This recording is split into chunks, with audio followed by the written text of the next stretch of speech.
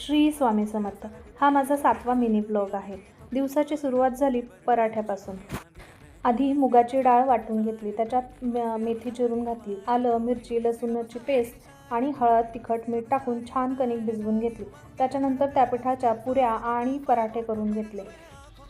पुऱ्याही अगदी टम्मच छान फुगत होत्या. टम्म फुगलेल्या पुऱ्या, पराठा, दही आणि सॉस अप्रतिमच चव झाली होती. त्यानंतर काम चालू झालं नवीन घेतलेल्या डब्यांवर. मला रोज स्वयंपाकात लागणाऱ्या गोष्टींची यादी केली आणि साखर, गूळ, शेंगदाणे, पोहे, रवा हे समोरच्या डब्यांमध्ये भरून तिथे लावून छान ठेवून दिलं.